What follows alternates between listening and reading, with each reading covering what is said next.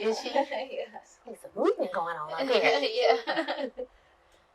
Good. You can sway your hips back side to side. See if that relieves a little bit of that pressure. Mm-hmm.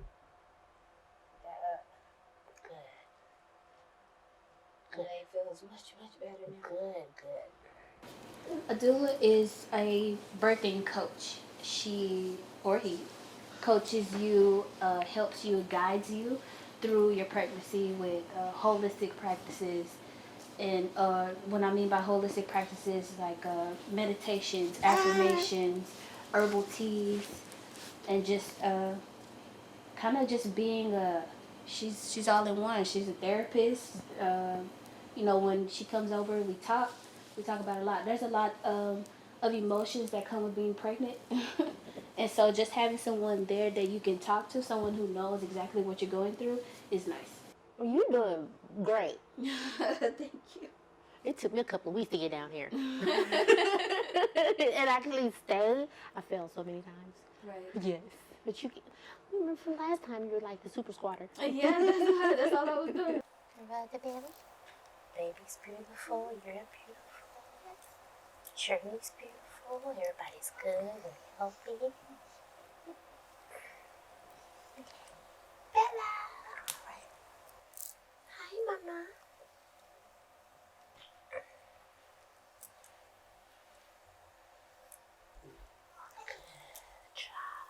Like pregnant women, especially I've seen in my community, they don't have that level of support that's necessary during birth, during pregnancy and labor.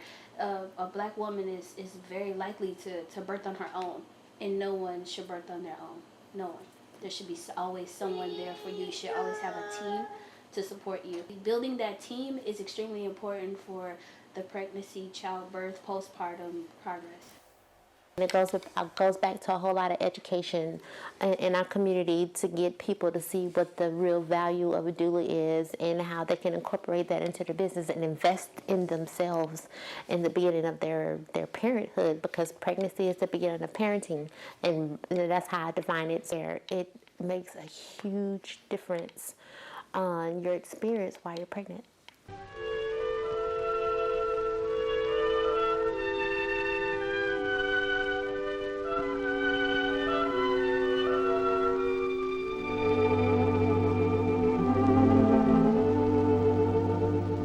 Vernon's only 9 months old, but he knows that he is safe, and he is warm, and his mother loves him.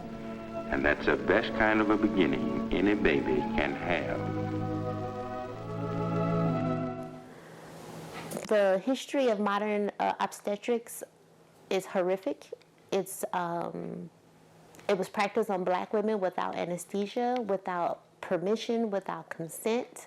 So all the things that are going on now, we were the guinea pigs. We were their experiments. So there's a whole lot of womb trauma that black and brown women are just carrying around for years, hundreds of years now, that shouldn't have been there. Only reason that doctors went into obstetrics is for revenue. If you pick up a midwifery book in the beginning, every last one of them say the same thing. The only reason they went into it is to create more revenue, not to help women. And if you look at the current state of obstetrics now, it's the same thing. They're not really concerned about the women. They're concerned about the money, and women and babies are dying in the process.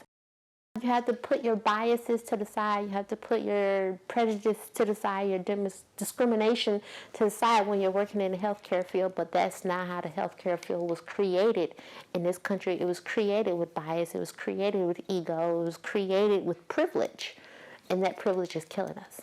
When mom or birthing person calls me and they say that they're in labor, I just get this like rush of energy that kind of really just envelops me, and I go into a completely different mode, like mentally and emotionally. So I'm in serve mode. I'm going to get there as soon as possible and make sure she's good, and I'm going to be in that space all the way up until the end of the birth. And then when I'm on my way home, that's when reality hits that I might have been standing for 12 to 15 hours, and then I'm tired. But while I'm there, I'm feeling it. It's weird.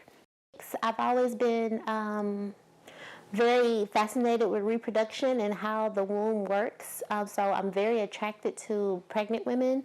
Attracted in the sense of I want to protect them. I want to make sure that they're eating and sleeping and get the rest. Less stress. I just think they should be protected all the time because they're growing a completely different life and human, and they need tender love and care and special support. Childbirth is the closest thing to death a woman would have experienced besides actually dying, because her body is opening up and bones are separating and there's a big surge of energy going on in her body all at the same time. If you're not really, really healthy and you got a lot of that could be dangerous.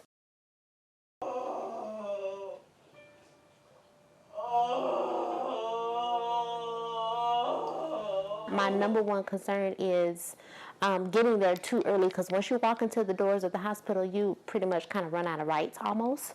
So I encourage moms to labor at home as long as possible until they just can't take it anymore. And of course, I will be there with them. And then we'll transition to the hospital. Maybe she's at 8-9 centimeters, and then we can go ahead and get baby out. And she's good, and she can avoid the Pitocin. She can avoid the monitoring where she can't move, and they restrict the women in the hospital so much they can't move their hips and move their body and get some energy going to get baby down the birth canal because they're strapped to a bed. 1, 2, 3, what? I'm a little cheaper, sure, and hey, is my what? Yeah, in my ooh, I'm a little cheaper, sure, and now take me over and pull me out.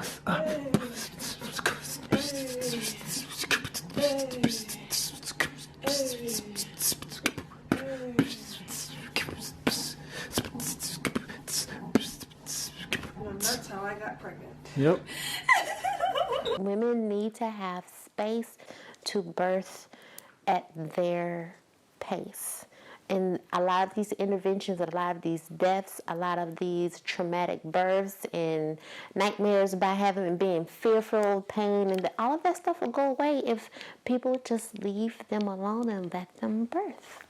The takeaway that I want them to have is the education to know that their bodies are amazing, that they're built for this, and that they are strong, powerful, and influential in every step of their baby's life, from the discovery of the baby all the way up until they're not on the planet anymore and they've gone on to glory.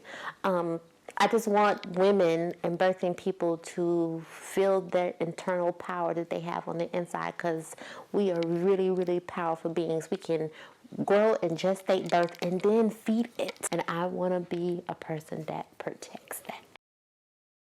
First, I'm trying to get the woman to understand and to overstand the beauty, the dynamic power, and the spiritual energy in not just our vagina, but in our uterus, in our fallopian tubes, in our eggs. Do you realize how magnificent you are?